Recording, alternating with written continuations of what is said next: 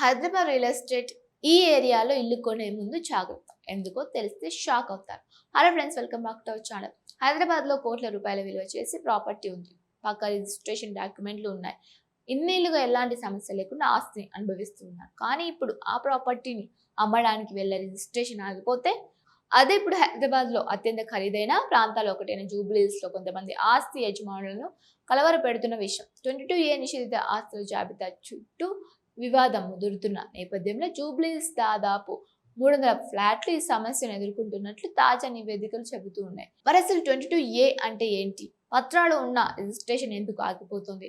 జూబ్లీహిల్స్ లోనే సమస్య ఎందుకు వచ్చింది? మీరు ఇక్కడ ఇల్లు లేదా స్థలం కొనుక్కున్నారంటే ఏం చెక్ చేయాలి? ఇప్పుడు మొత్తం విషయాన్ని తెలుసుకుందాం. ముందుగా అసలు సమస్య ఏంటో చూద్దాం. హైదరాబాద్ లో ప్రభుత్వం విడుదల చేసిన నిషేధిత ఆస్తుల జాబితా అంటే సెక్షన్ 22A కింద వచ్చే ప్రాపర్టీ విషయంలో రిజిస్ట్రేషన్ శాఖ కొన్ని లావాదేవీలు నిలిపివేసింది. ఆ జాబితాలో ఉన్న ఆస్తులను అమ్మడం, కొనడం లేదా రిజిస్ట్రేషన్ చేయడం సాధారణ ప్రాపర్టీల సులభంగా ఉండదు. ఇప్పుడు ఈ సమస్య సాధారణ ప్రాంతాల్లో మాత్రమే కాదు, హైదరాబాద్లో అత్యంత ఖరీదైన ప్రాంతాలు ఒకటైన జూబ్లీహిల్స్ రావడం కూడా కలకలం రేపుతుంది. నివేదికల ప్రకారం Jubilee Hills cooperative house building society పరిధిలోని కొన్ని ఆస్తులు 22A నిషేధిత జాబితా సమస్యను ఎదుర్కొంటూ ఉన్నాయి. ఇక్కడ మరింత ఆసక్తికరమైన విషయం ఏమిటంటే ముఖ్యమంత్రి నివాసం ఉన్న ప్రాంతానికి సమీపంలో జూబ్లీహిల్స్లోని ప్రాపర్టీలు కూడా ఈ వివాదంలో రావడం. ఒక ఆస్తి యజమాని తన ప్రాపర్టీని విక్రయించేందుకు సబ్ రిజిస్టర్ కార్యాలయానికి వెళ్ళినప్పుడు సంబంధిత సర్వే నెంబర్లు, సీలింగ్ భూములతో సంబంధం ఉన్నాయని అధికారులు పేర్కొని లావాదేవీలను నిలిపివేసినట్లు నివేదిక చెబుతూ ఉంది. కొన్ని సందర్భాల్లో బంజారాహిల్స్ సబ్ రిజిస్టర్ కార్యాలయం నుండి హైదరాబాద్ జిల్లా కలెక్టరేట్ NOC తీసుకురావాలని సూచించినట్లు కూడా సమాచారం. అంటే ఇక్కడ సమస్య కేవలం డాక్యుమెంట్ ఉంది లేదా అని కాదు. ఆ భూమి అసలు స్వభావం ఏంటి? ప్రభుత్వ రికార్డులో దాని స్థితి ఏంటి? సంబంధిత సర్వే నెంబర్ నిషేధ జాబితాలో ఉందా అనే విషయాలు కీలకంగా మారుతున్నాయి. ఇప్పుడు అసలు ట్విస్ట్ ఏమిటంటే హైదరాబాద్ ఇళ్లకు సంబంధించిన సవరించిన 22A నిషేధిత జాబితాలో ఉన్న ఆస్తుల జాబితా ఆన్లైన్లో స్పష్టంగా అందుబాటులో లేకపోవడం కూడా ఆస్తి యజమానులకు సమస్యగా మారుతుందని యజమానులు చెబుతూ ఉన్నారు. రాష్ట్రంలోని ఇతర జిల్లాలకు సవరించిన జాబితాల పోర్టల్ అందుబాటులో ఉన్నటువంటి హైదరాబాద్ జిల్లాలకు సంబంధించిన పరిస్థితి అంతా స్పష్టంగా లేదని పేర్కొంటోంది. దీంతో కొంతమంది ఆస్తి యజమానులు తమ ప్రాపర్టీ విషయంలో అసలు సమస్య ఉందో లేదో తెలుసుకోవడానికి నేరుగా సబ్ రిజిస్ట్రేషన్ కార్యాలయాలను సంప్రదించాల్సిన పరిస్థితి వస్తుంది. మరి జూబ్లీహిల్స్ లో ఈ సమస్య ఎందుకు వచ్చింది? దీనికి గతంలో జరిగిన భూ కేటాయింపులు, సీలింగ్ భూముల వివాదాలు, సర్వే నెంబర్ చరిత్ర వంటి అంశాల కారణంగా చెప్పబడుతూ ఉన్నాయి. గతంలో జూబ్లీహిల్స్ కోఆపరేటివ్ హౌస్ బిల్డింగ్ సొసైటీకి భారీ స్థాయిలో భూమి కేటాయించబడింది. ఆ భూమిలో షేక్పేట్, హకీంపేట్ గ్రామాల పరిధిలోని కొన్ని సర్వే నెంబర్లతో వేలాది ఫ్లాట్లు ఏర్పడ్డాయి. కాలక్రమేణా కొన్ని ఫ్లాట్లు యజమానులు పక్కనే ఉన్న ఫ్లాట్లను కొనుగోలు చేసి తమ ఆస్తి విస్తీర్ణాన్ని పెంచుకున్నారు. మరికొన్ని సందర్భాల్లో అసలు కేటాయింపుకు అదనంగా భూమిని జోడించి సొసైటీకి రుసుములు చెల్లించి క్రమబద్ధీకరించుకున్న ఆస్తులు కూడా ఉన్నాయని నివేదికలో పేర్కొన్నారు. కానీ ఇప్పుడు ఒక అదనపు భూమి లేదా సంబంధిత సర్వే నెంబర్లపై ప్రభుత్వం హక్కులు, సీలింగ్ చట్టానికి సంబంధించిన పాత సమస్యలు తెరపైకి రావడంతో 22A సమస్య తలెత్తినట్లు చెబుతూ ఉన్నారు. ఇక్కడే ఆస్తి కొనుగోలు చేసేవారు ఒక ముఖ్యమైన పాఠం నేర్చుకోవాలి. ఇది జూబ్లీహిల్స్, ఇక్కడ పెద్ద పెద్ద ఇల్లు ఉన్నాయి, ఇంతకాలంగా ఎలాంటి సమస్య లేకుండా ఉంది, కాబట్టి ప్రాపర్టీ సేఫ్ అని అనుకోవడం చాలా ప్రమాదకరం. ఒక ప్రాపర్టీకి రిజిస్ట్రేషన్ డాక్యుమెంట్ ఉన్నంత మాత్రాన దాని టైటిల్ పూర్తిగా క్లియర్ గాని చెప్పడం సరైనది కాదు.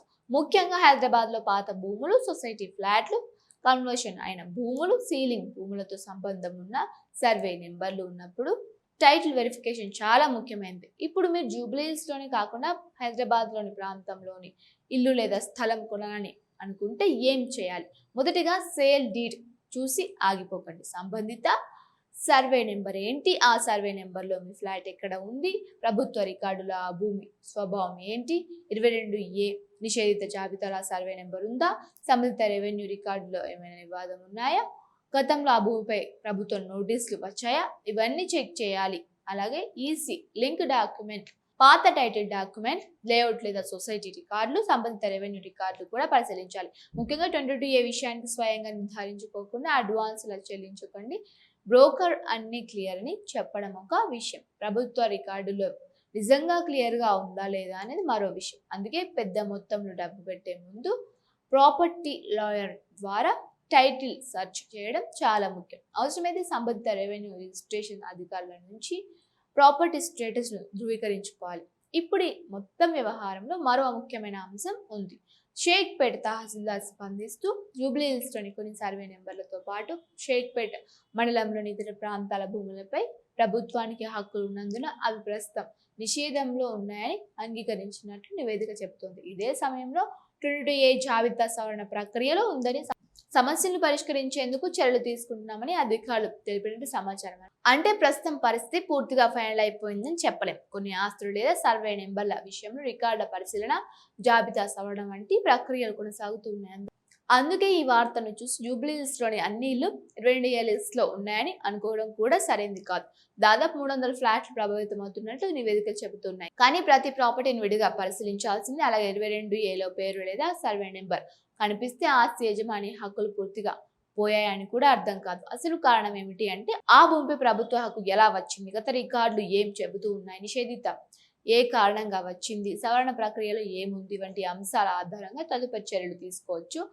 కానీ కొనుగోలుదారులకు మాత్రం ఈ వ్యవహారం ఒక పెద్ద హెచ్చరిక. హైదరాబాద్లో ఆస్తి కొనేటప్పుడు లొకేషన్ కంటే ముందు డాక్యుమెంట్ చూడాలి, బిల్డింగ్ కంటే ముందు ల్యాండ్ టైటిలింగ్ చూడాలి, రిజిస్ట్రేషన్ పేపర్ కంటే ముందు మొత్తం చైన్ ఆఫ్ టైటిల్ చెక్ చేయాలి. ముఖ్యంగా ఖరీదైన ప్రాంతాల్లో ప్రాపర్టీ విలువ కోట్లలో ఉంటే చిన్న లీగల్ సమస్య కూడా భవిష్యత్తులో పెద్ద నష్టంగా మారే అవకాశం ఉంటుంది.